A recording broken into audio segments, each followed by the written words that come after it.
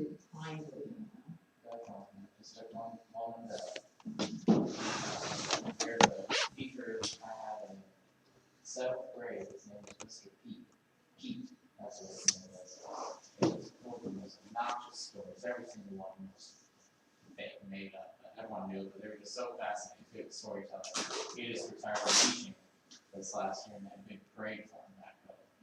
So a bunch of people drove by and honked at his house and everything. So I thought that was pretty cool.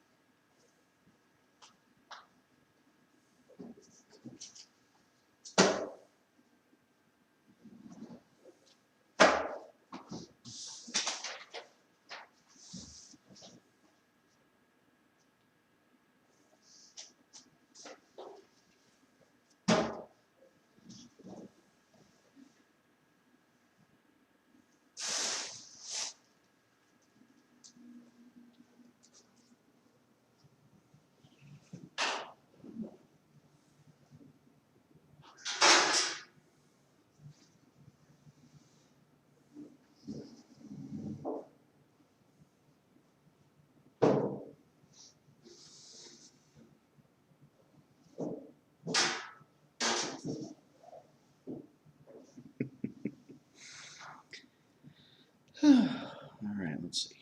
Get this on there.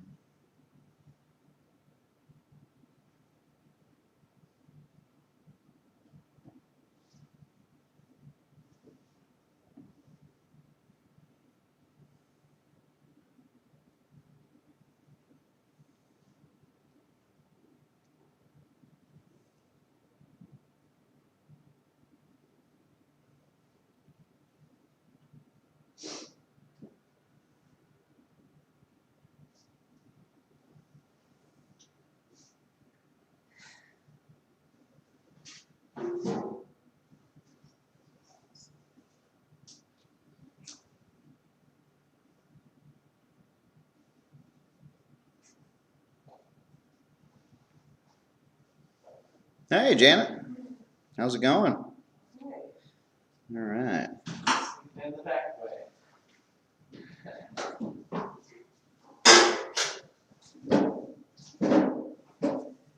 Thank you. Thank you. This just makes one little. This one just makes one little. All right. You make 3 more zucchini bread, 3 loaves, eat them all, or maybe eat them all. Well, Working on it. we've got about that much of the third one left. So my, this afternoon, really nice. Yes. I need to see if Virgil's got more zucchini. I think we're about the, he was telling Henry about to the end, we might have some, so I'm gonna try to adapt that for this afternoon. Experiment with sweet potato. Experiment with sweet potato. Mashed sweet potatoes. Oh. Sweet potato bread. Well, good. Probably, if you have a pumpkin recipe, you might just.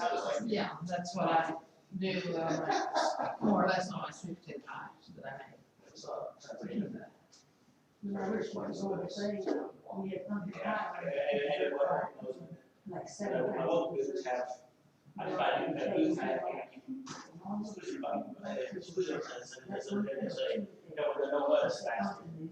You can get a mile away. That's Alexis, you're looking good. Oh, Jeffrey. So how was the academy week, whatever? That was good. I only spent a day there. Well, I see you came back after that for us. I know, Jeffrey. I apologize. Well, it ain't being nice. It ain't gonna be giving Josh a break, but all my, you couldn't put you. All right, I'll take it. Josh needs a break. How much you want to bet he's going to break that, like, real soon? Nice morning. It was rainy and. Come on, Josh, you know better. Yes, I know. It's going to be hot this afternoon. It says 91. Summer's gonna give us its last hurrah here. And of course, I'm building fence, building fence to the houses, so that's really, when I build fencing tight, Yeah, that's all right, I'll try. 2 of our cars need oil changes, and I'm arguing with myself if I'm gonna try to do it this afternoon. I have a feeling I might have though. I'm feeling that already. Good week. Well, it's just hard to resist on a Sunday afternoon, you know. Just depends on community requests and other things. See how it goes. Occasionally, it happened once or twice, I'd go to Gene Roberts' house, we'd get to talking, he'd fall asleep, I'd fall asleep. A couple of times. Half hour, 45 minutes later, I'd be like, Jane, I have to go, and she'd be like, okay. That's fun. Yep. It's all good. Hey, you man. Yeah. Leroy, all right? Okay. Good deal.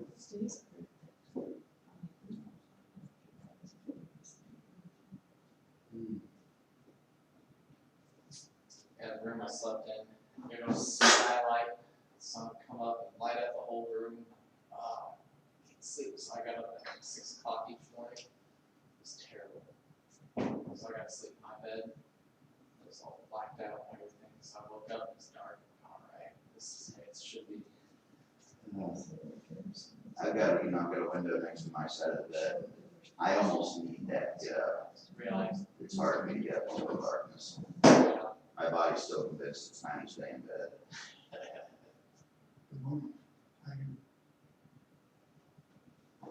She wants to know if you guys want zucchini. Leroy's already I eating got up 5 of those. them. Small one. Zucchini is one of those rare vegetables that I like it every other way but raw. I just don't like either raw. I like it every other way. Oh yeah, that's good stuff. Yeah. You know, Josh, my grandma fried some zucchini and some butter. It was really good. So I'm Yeah, gonna yeah. make it myself. Yeah. Can't believe the same vegetable is really good. It is. Man, now this may sound funny to you, but anybody here ever tried a deep fried Brussels sprout? No. Holy smokes, that's good. Like Brussels sprouts are hard to eat raw or even boiled, but they are excellent fried. It's like a big piece of fried okra. Do they bread them? Yeah. I think we saute them, fix them in the oven and still, you know. Jim said he goes over and I said, you were really the son of I my like life. Brussels sprouts.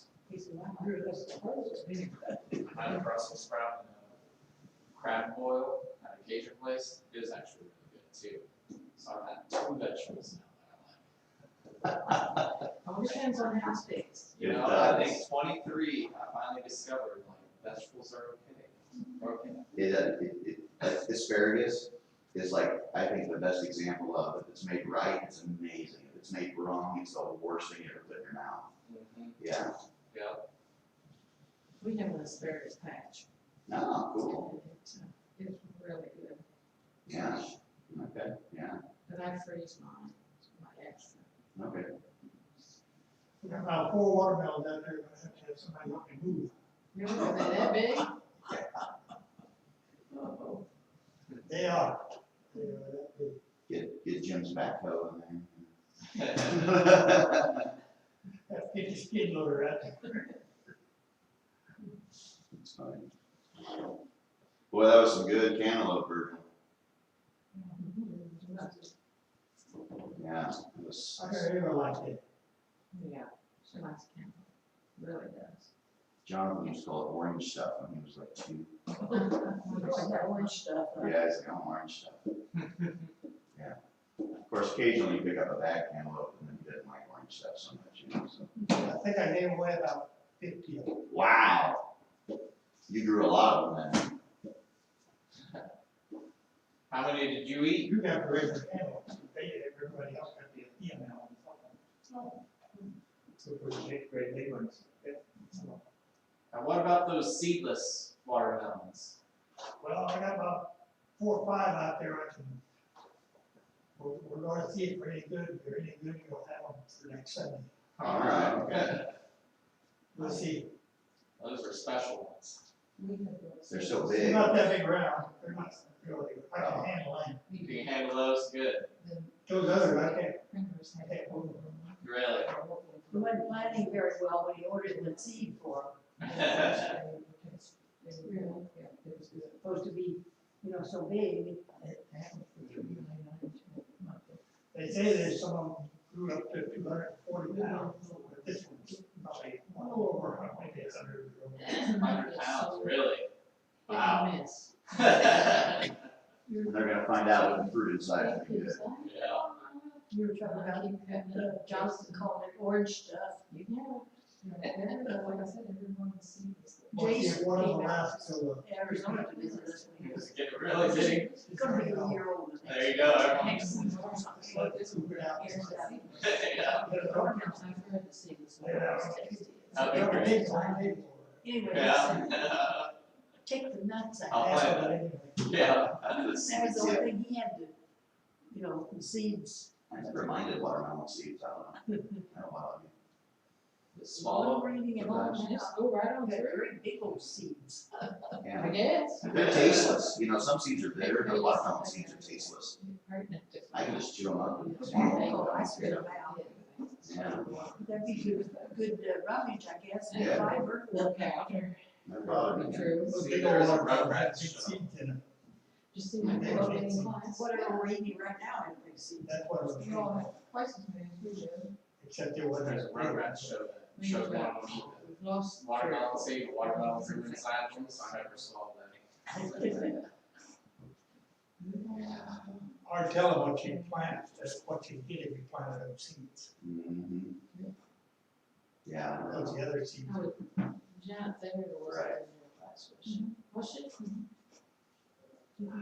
Heirloom seeds, you get the exact same thing. Normally as wrong, they were. it's just, but today it's Hybrid actually. seeds. Okay. which I'll look at. You can drive them, seeds. Like teacups. Hard to tell them. No. what you get. Yeah, Heirloom No. seeds. Not super.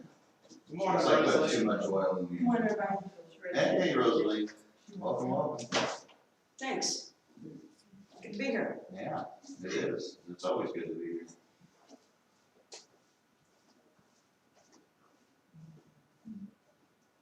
The older I get, the more I appreciate the fact that I'm here, that means I survive another week, and I get to start another week. I'm healthy enough to be here. Can't, We go right. can't take any of that for granted. Yeah. First grade. Hey, Maury, There, Josh, how's it going? good. All right.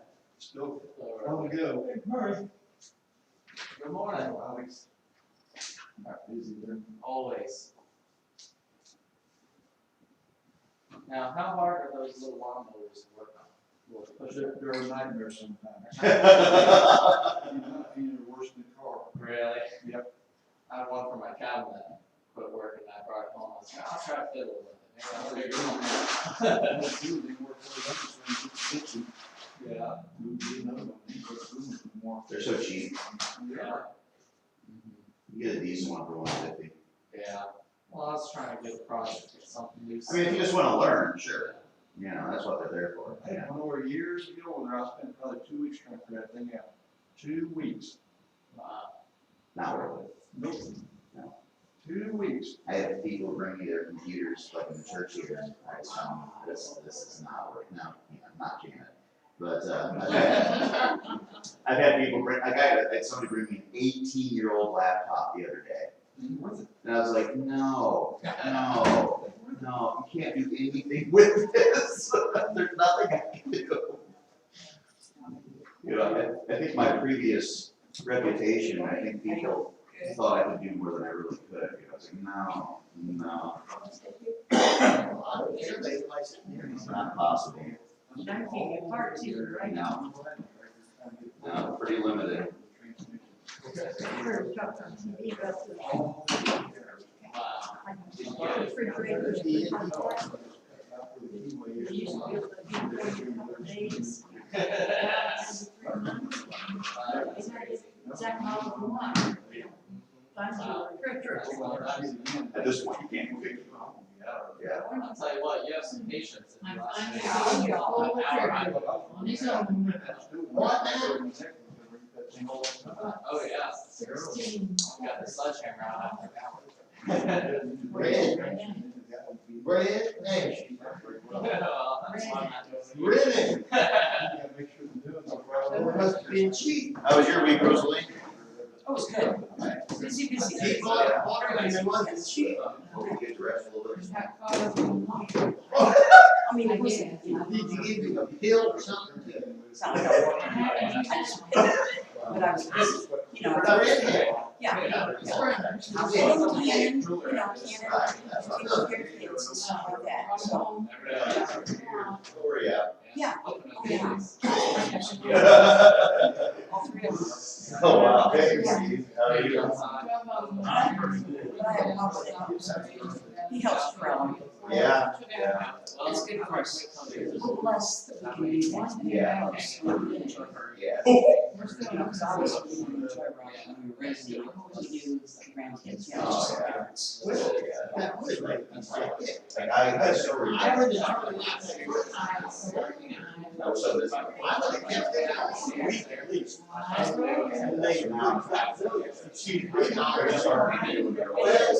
busy.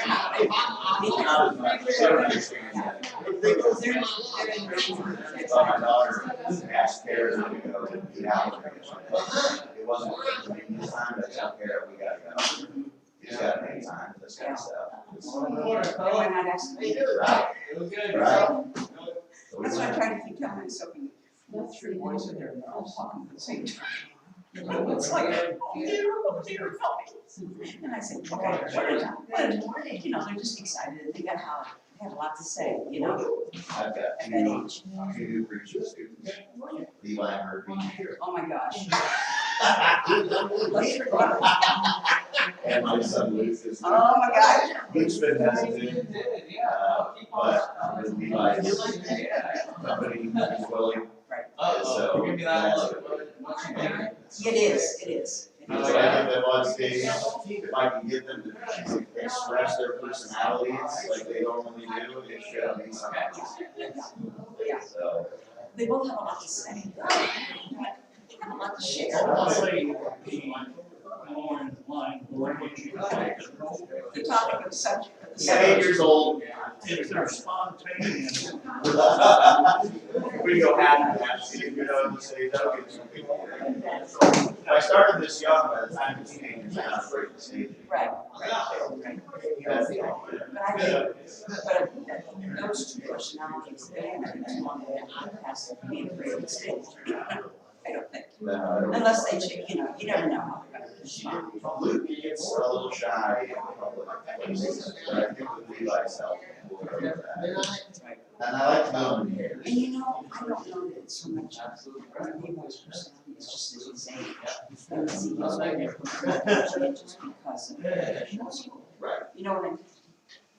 They're only it's a really special. Right. And that's not always good. No. I mean, positive, I should say. Right. Well, that's the reason I like doing the pairs too, it helps them form a friendship over this goal we have. And that's what we're about. Oh, I can't even. There's You that. have your space there. Up there. It's good talking to you. I didn't see that. You saw it first. Yeah, yeah.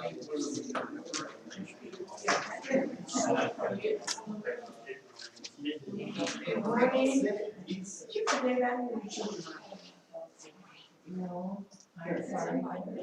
Hey, make them, how are you? I called you. Anyway,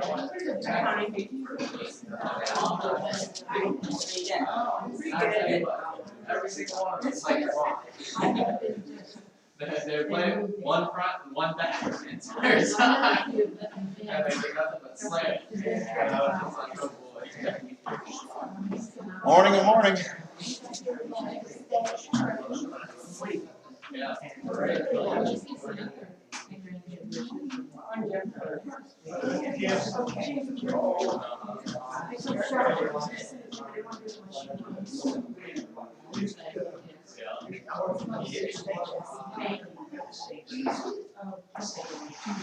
I didn't forget about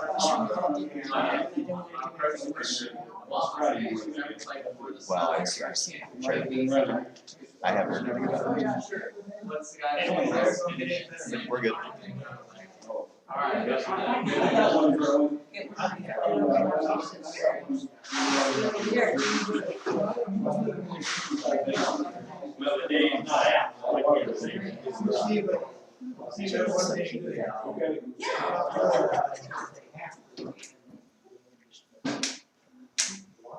Okay.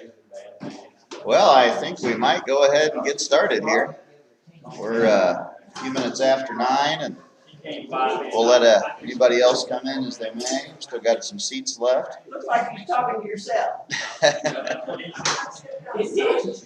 I know it's hard to get people motivated when they're getting coffee. Yeah, you just got to let them get settled.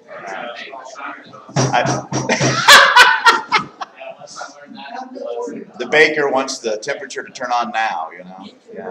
Yeah, it's all good. Like judges. Gavel, yeah, I'm not that kind of personality. I should not be a judge in the courtroom. I'd be like, let's talk about it forever.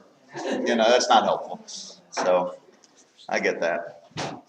So I can't turn around. All right, well, make sure you have a new sheet that's up there. We do have a new sheet today.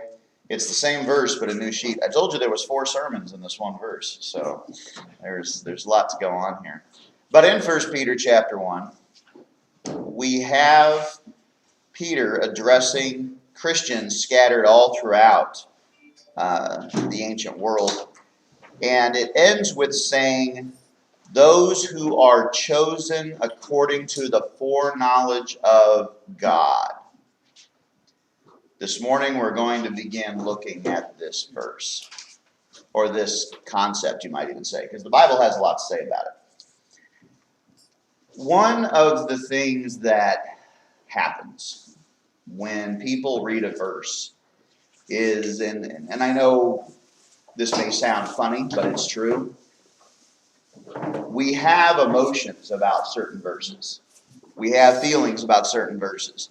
And one of the problems is that we read a verse, we have a thought about that verse, we have an emotion about that verse, and if all those things line up, our flesh tells us that's the truth.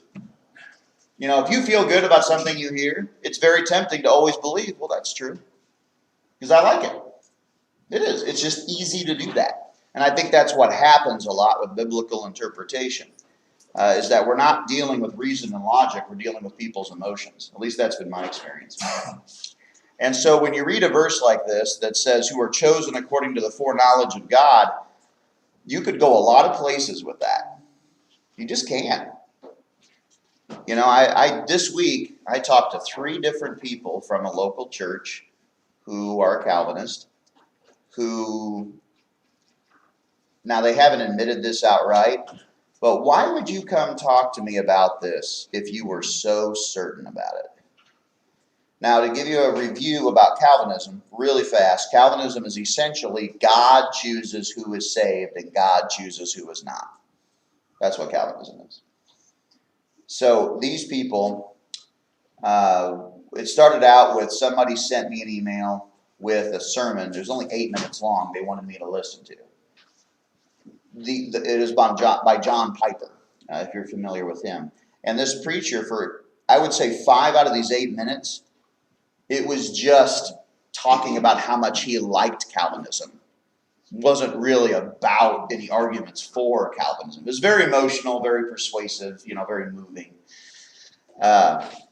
It kind of reminded me of, and I'm not saying John Piper is altogether bad, okay? But he and a lot of preachers can unintentionally sound like politicians. Can I put it out there like that? Some politicians never say anything that matters, but they're really good at it. You know, and they are. Like I have listened to some of them for technique because they're so persuasive. I mean, they get millions of people to follow them and they haven't said anything at all. Like, I'm not even saying they said anything wrong. Some of them go on for 20 minutes and haven't said anything at all. It's impressive. And yet it's very persuasive, and people are like, oh, yeah, I'm all about that, whatever that is. And so for 5 of the 8 minutes, that's what he talked about. And then the other 3 minutes he just picked, random verses out of the Bible and said, this is the truth. And this had convinced my friend.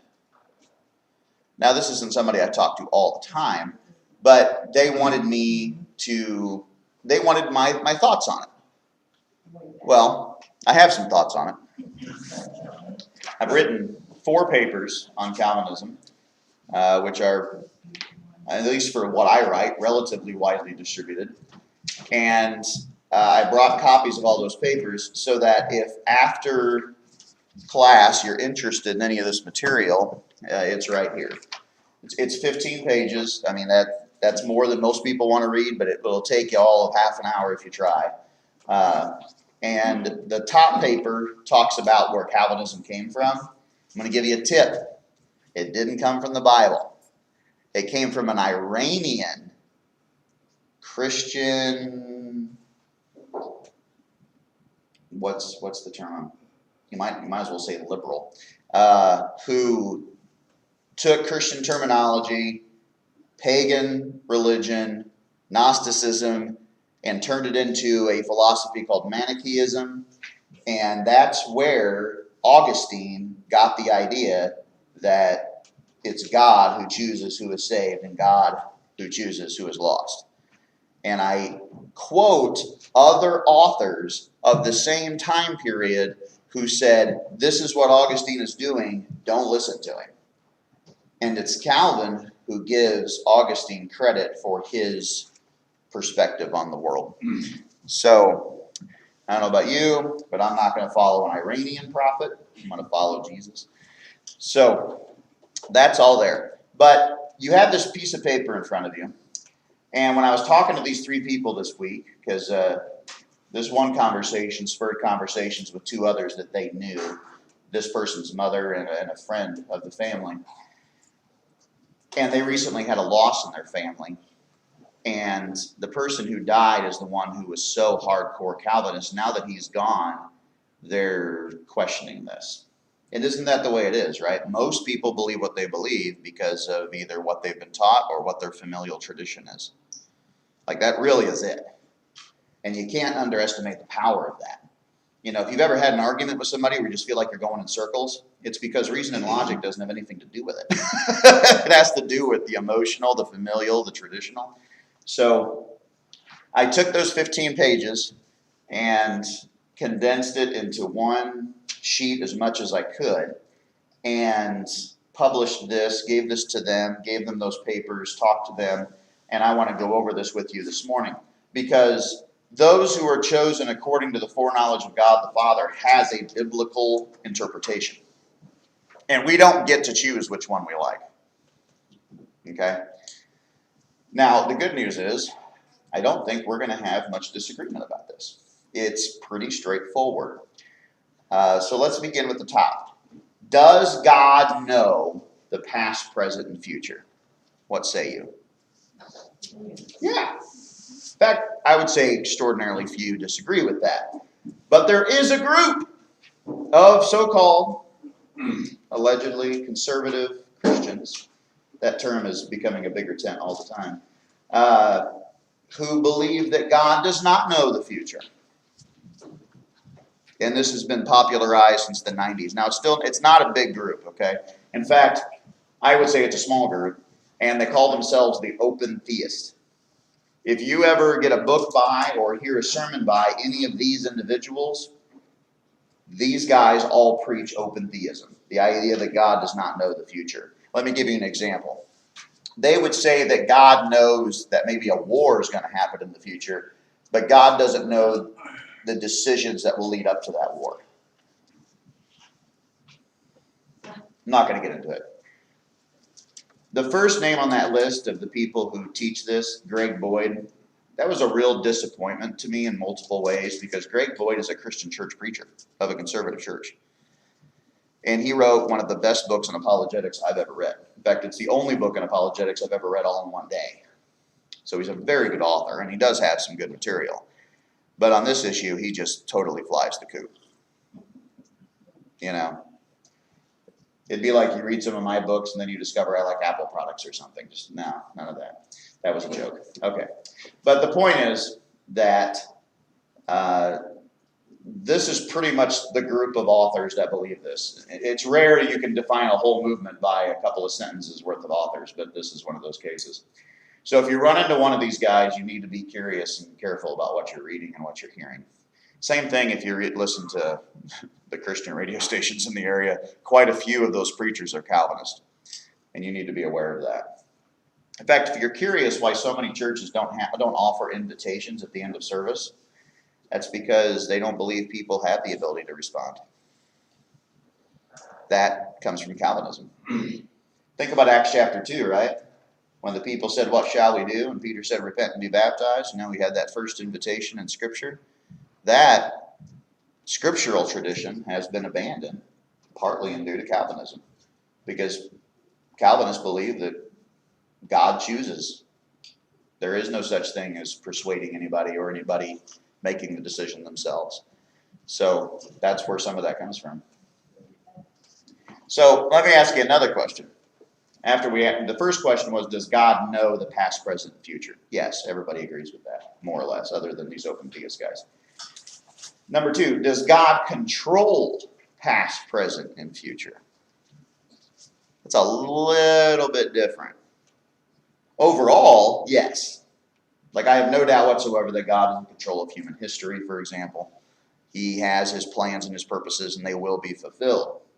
But does he control people's individual decisions? No. No. I don't have the privilege, you might say, of blaming God for the dumb things I choose to do. And if you think about it, in fact, I was talking to an individual a couple weeks ago who's Calvinist, and if you take Calvinism to its extremes, you believe that God makes everybody's decisions for them, including the dumb ones. And you think that God made Satan evil, and that the evil things Satan does, God is making him do.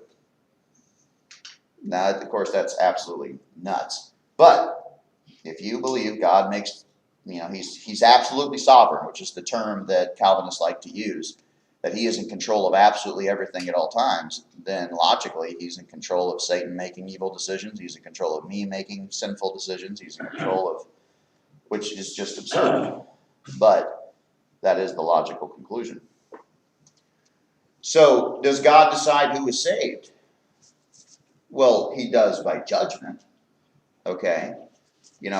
When the final judgment comes, who makes the decision who gets in? God does. But does he do that arbitrarily? Like, well, I like you and I don't like you. No, it's depending on who obeyed the gospel. And he's the one who determines that. And so, the Calvinists believe that God saves by decree. Otherwise, again, I like you, so you're saved. I don't like you, so you're not. So let me sum this up in another way. Knowledge of a thing and control of a thing are not the same thing. Which should be obvious, right? Like, everybody knows this. I have 4 children. I have knowledge of all of them. I'm pretty good at understanding how they think and feel, believe it or not. I speak nonsense as a second language. That shouldn't be a surprise to any of you. And yet, just because I know those things, does that mean I control them at all times? No. Good luck with that. And then I think, if you take Calvinism to an extreme, that God can be blamed for everybody's poor decisions. Well, do I want to be blamed for every single poor decision my children make? No. Especially when they're adults. That's up to them, right? Well, God respects us the same way. He knows us, he made us, but our decisions are our own. And he's our heavenly Father, right? Like, that's how he's described. So that makes perfect sense to me. that I can know them, I can even have authority over them, but my control is limited. I don't make every decision for them. In fact, as much as possible, I try not to do that because I want them to learn how to do it, right? I give them kind of a range of acceptable decisions to make. So simply put, God can know a thing, but not cause it. Again, this is nothing controversial in this group, which is why I'm kind of going through this sheet pretty fast. Another way to understand this. Did God create all things? Yeah. Everything in creation is because of God. We know this from Genesis chapter 1, John chapter 1, etc. But if God created all things, did God create evil?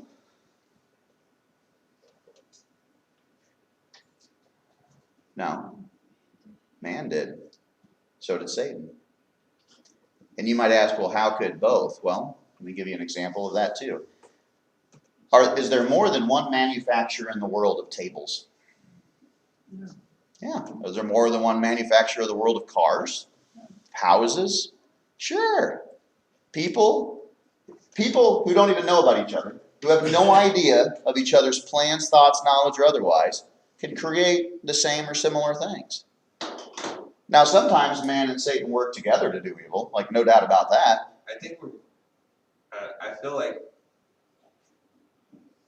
like a lot of that is left up to speculation. I mean, from us just as people. And where I'm going with this is so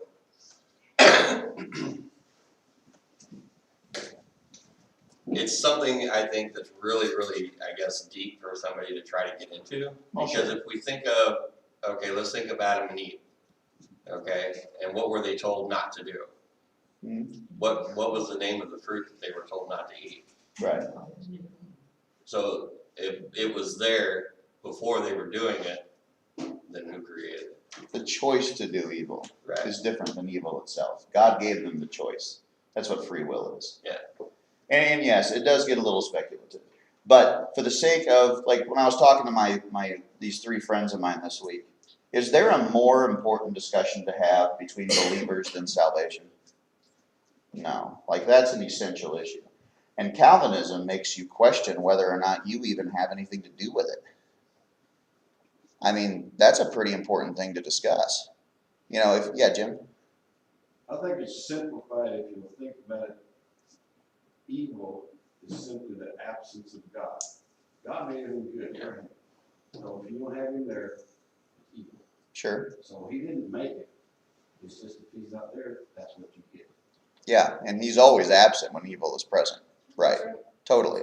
Yeah, absolutely. And these are illustrations, by the way, when I'm putting these things together. I don't believe I have the perfect way of explaining these things.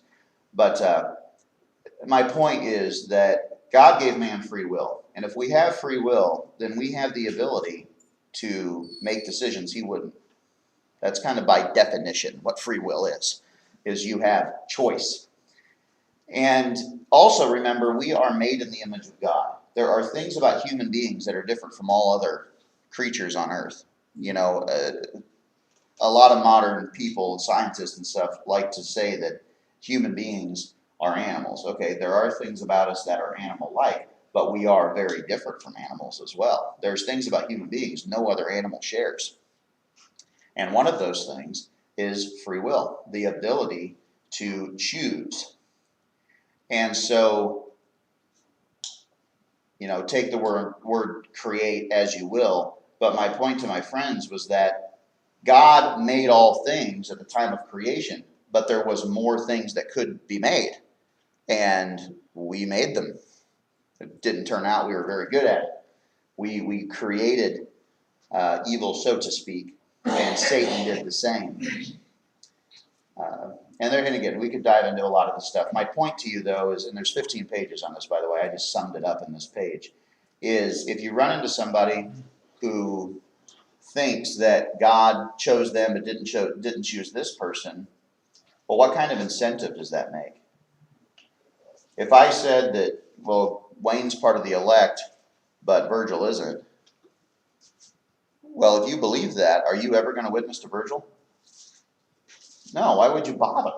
Really? It totally kills any point of evangelism. And the Restoration movement, where our churches come from, where this church comes from, traditionally speaking, was rebelling against Calvinism in the early American colonies because the Calvinist churches were dead. Atheism was spreading during the American Revolution because the French helped us in the American Revolution. Their revolution was atheistic in nature, and they were spreading that philosophy all over the United States. And it was the early Restoration movement that said, you know what, let's just abandon Catholic doctrine, Protestant doctrine, all this stuff. Let's just go back to the Bible. And it was immensely successful. For over a century, the Christian churches absolutely flourished all over the United States and propagated the freedom of religion and the beauty of it. And to this day, Alexander Campbell, one of the prominent Christian church preachers of that era, and it is to this day the only preacher who preached in front of both houses of Congress simultaneously. That's how much influence the Christian churches had a century ago. And so there's real power in just going back to the Bible. One of the reasons, I told my friend this, aren't you uncomfortable following anything named by any man?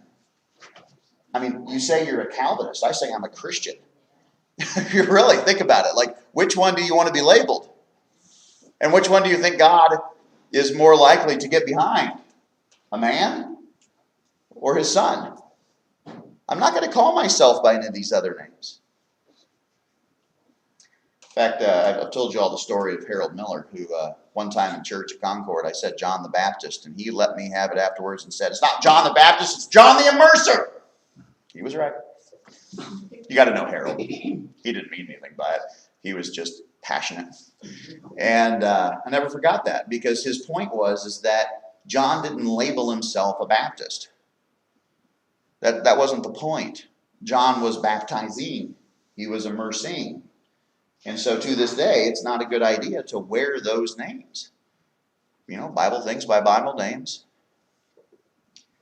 And so there's lots of ways you can look at this issue.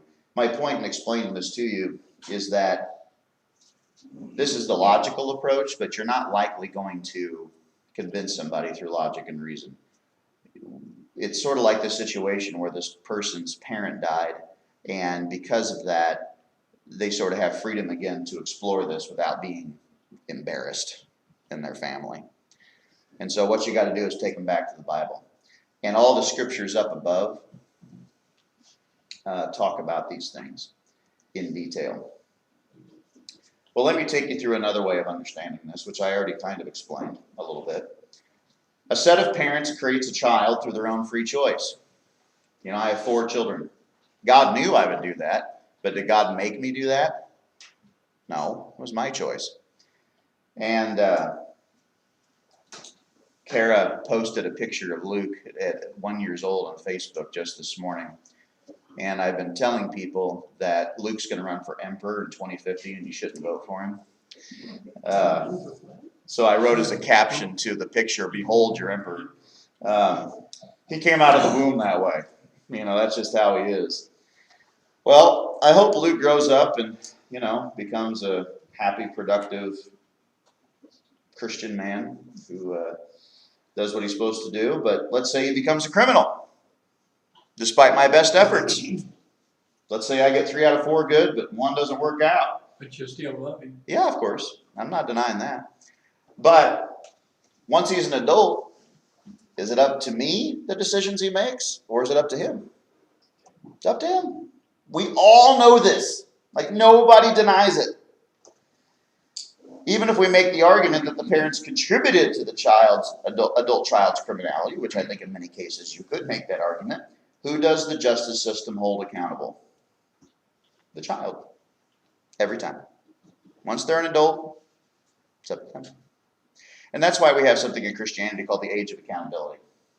James 4:17 and other scriptures tell us that once we know what is right and wrong, God holds us accountable.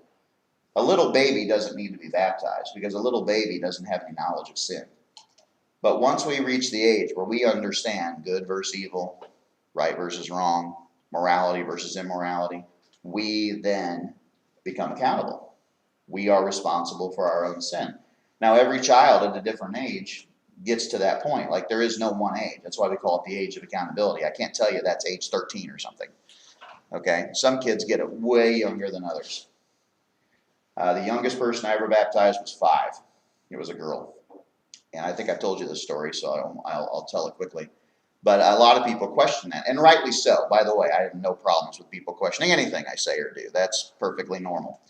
But this little girl really seemed to understand things. She understood that she had made bad decisions. She understood that that was sin against her parents and God, and that she needed Jesus, who had died on the cross for her sins, and that what the purpose of baptism was the forgiveness of sins, and that she needed to live a Christian life, which she was. I mean, she told me all these things.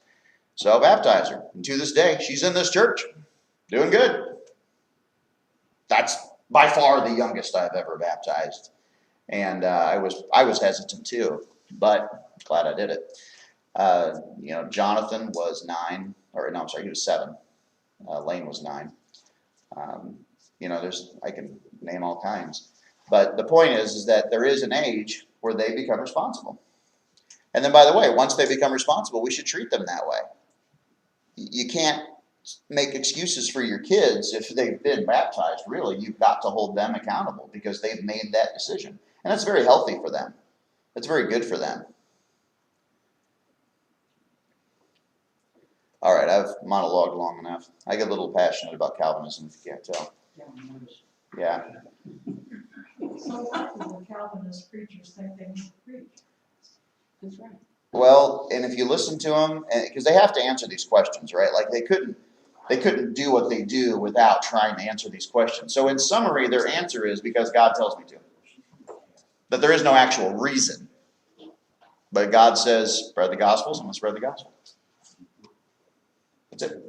But he wanted it done correctly. Do what? God wanted it done correctly. Yeah, and also you might say, well, why would God want us to preach the gospel if he's just going to choose arbitrarily? That's right. Well, exactly, right?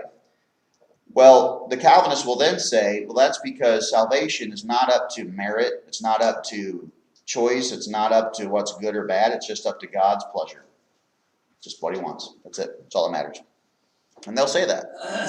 In fact, if you want a good proof text for this, you can go to Isaiah chapter 46. This is one they like to quote. I'm always a little skeptical when people need to go to an Old Testament prophet to prove their point by themselves, because the prophets preached to specific people at specific times for specific purposes every time. Like, very little of the prophet's language was universally, Jesus wouldn't need to have died on the cross for our sins if God already chose. And it's a whole ball of wax. I mean, it's hard to explain because, again, you're not dealing with rationale. Isaiah chapter 46, verses 9 and 10. Somebody wants to read that. Remember the former things long past, for I am God and there is no other. I am God and there is no one like me. Declaring the end from the beginning and from the ancient times things which have not been done. Saying my purpose will be established and I will accomplish all my good pleasure. Okay. That's where they go and they say, see, everything's just whatever he wants, his pleasure. I think that's a very poor understanding of God's pleasure. Because my pleasure and God's pleasure, I promise you, are not the same thing. Do you think my sinful flesh, do you think my the sin that I've chosen is something that he desires? No. And also, I don't understand why, and it all comes down to the fact that they conflate ideas. They conflate knowledge of a thing and control of a thing. They conflate authority and control. They look at something like purpose and say, well, God says his purpose will be established. That means he makes every decision. I'm like, that's a big leap in logic there. Okay? That's like saying I have a purpose for my children, and in order to accomplish that purpose, they have no role in it other than to be my robots, my automatons. And again, that's just absurd. And that's why I have these illustrations on this page for you. We don't think of anything else in this way. So then you might wonder, well, what's the motivation for believing in Calvinism? Well, it's twofold. One, when Calvinism became popular during the Protestant Reformation, it was the opposite of what the Catholics believed.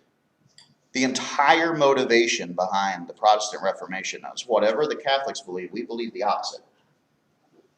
That was, and why? Because the Catholic Church was persecuting them and they hated them. So they just, whatever the Catholics believed, they believed the opposite. The Catholics believe in free will, so the Protestants didn't. It's really that simple. And you can look at all Protestant theology that way. That's why I'm not a Protestant. That's why this is not a Protestant church. We just go back to the Bible. We're just going to skip all that man-made stuff and just go back to the Bible. And then the second motivation behind Calvinism is, you might say, smug assurance. If I think I'm one of the elect, doesn't that make you feel awful good? Well, sure. Yeah, but you won't know if you're one of the elect. Well, they seem to be. They seem to be really certain Of which one of that they're the elect. That's why I call it smug assurance. You've got to be pretty smug to basically declare yourself God and be like, I know I'm one of the elect, and I know you're not. The big controversy that happened in, a little about 10 years ago in Macon County at the Baptist Church in Macon was the preacher came in, didn't tell anybody he was a Calvinist. The board didn't have any preachers on the board to figure out this. And if you're in a Baptist church and you're not screening for Calvinism, you have no idea what you're talking about. And I'm not a Baptist, and I know these things. And so he got in, got the job, and you have to understand the way church government works in Baptist church. The pastor is literally in charge of everything. Like, he just has almost absolute control outside of their monthly meetings, business meetings is what they call them. Hell on earth is what I call that. And so this guy has absolute power. Well, once he has absolute power, he can hire the staff he wants. So he does. In Baptist churches, this is how it works. So he hired the staff that he wanted. He hired the youth minister he wanted, the associate minister he wanted, all these other guys. And they're all Calvinist, of course.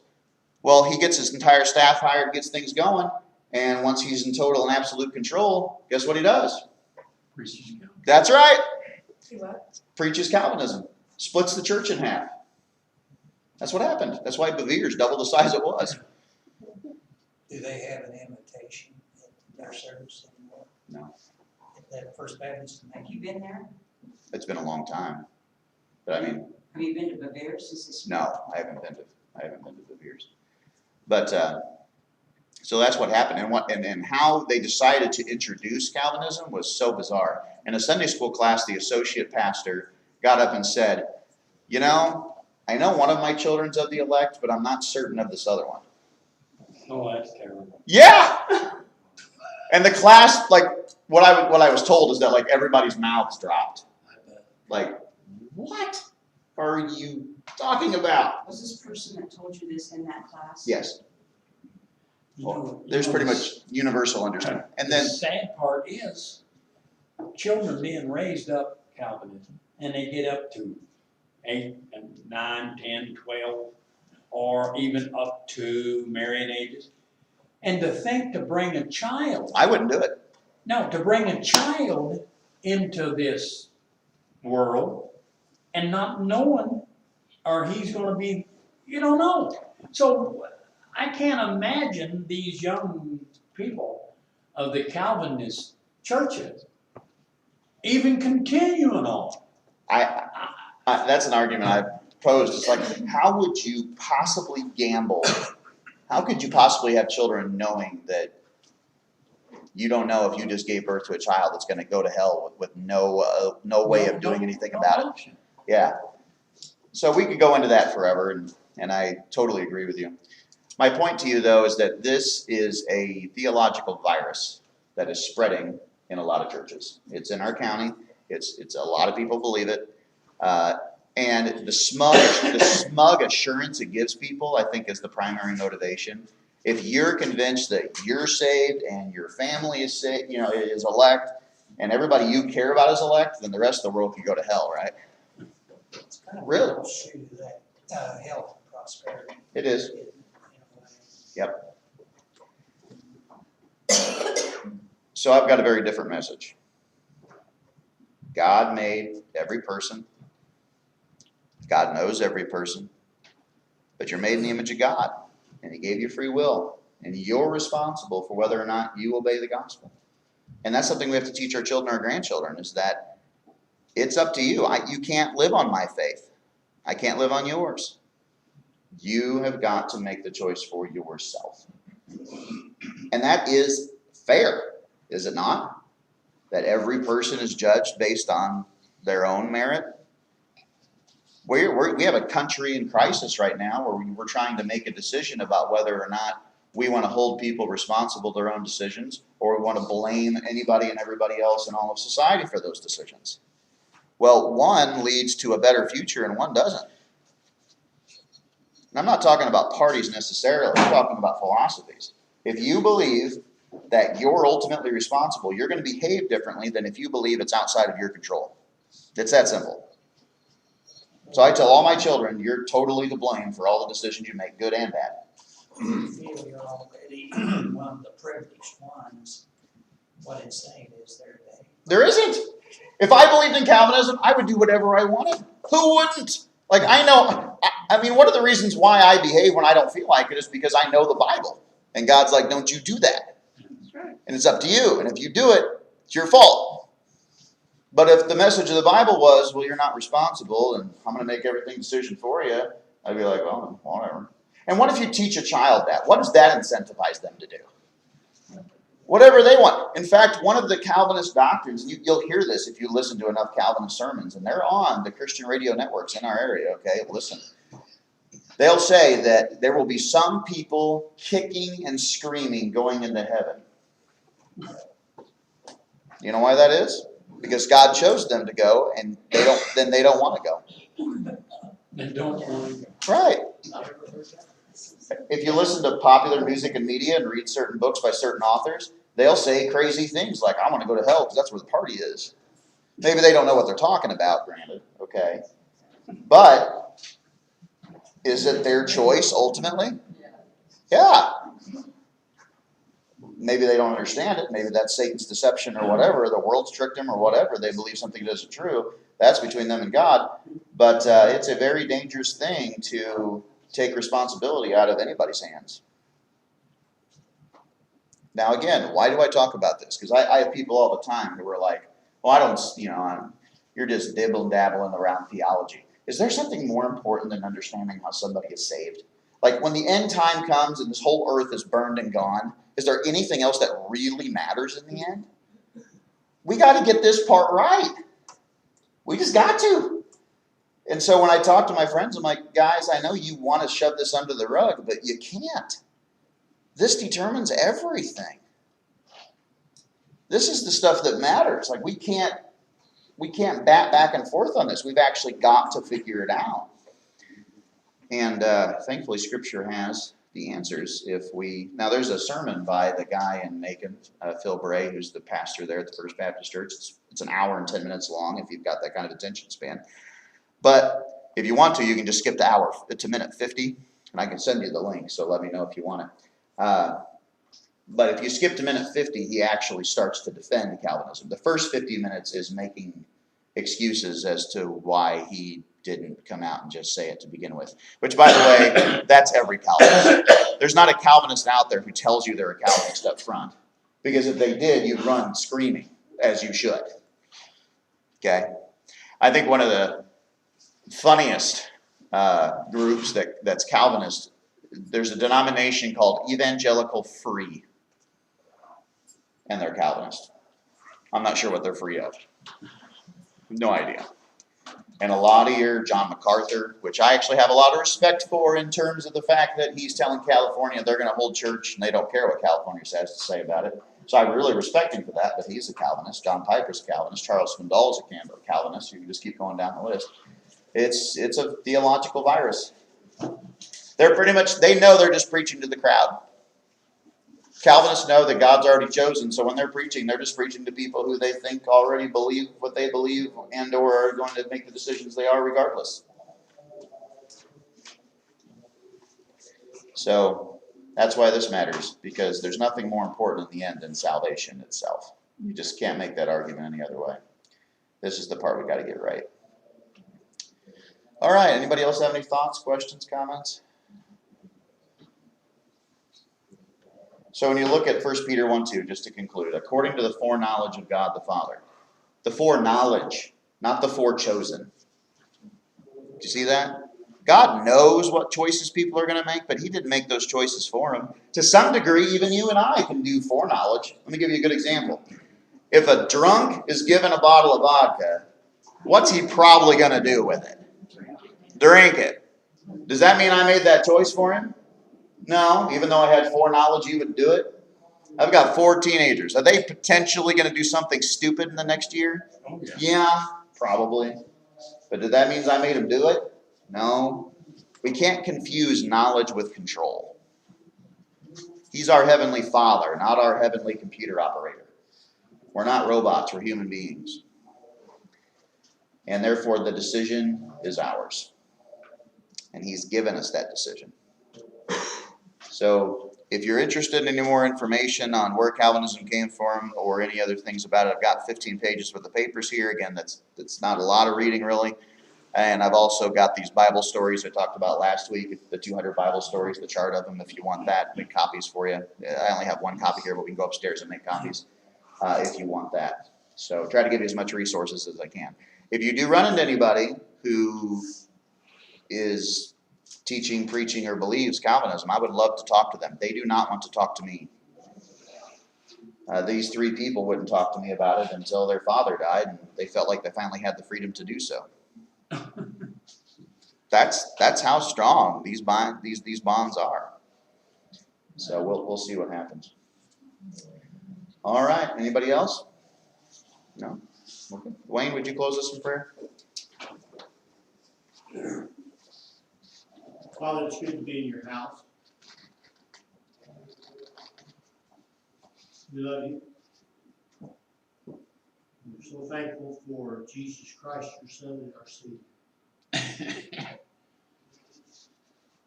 Help us to see the sin that's in the world.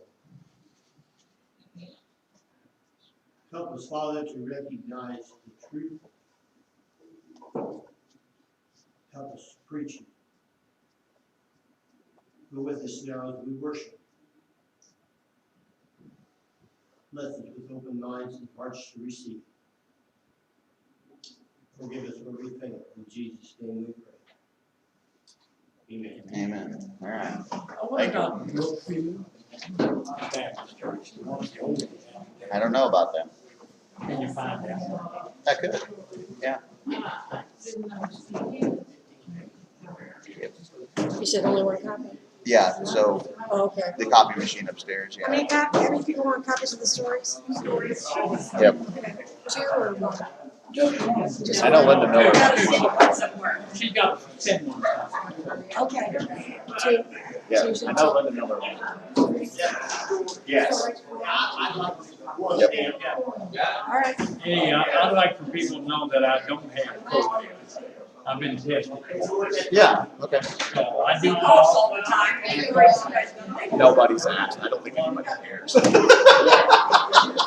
care if somebody's going to even COVID. Well, fair enough, but nobody's asked enough to care. It's fine. But I do want people to know that. Yeah, well, if anybody asks, I'll tell them. It's fine, but nobody I has. don't have COVID. I've been tested twice.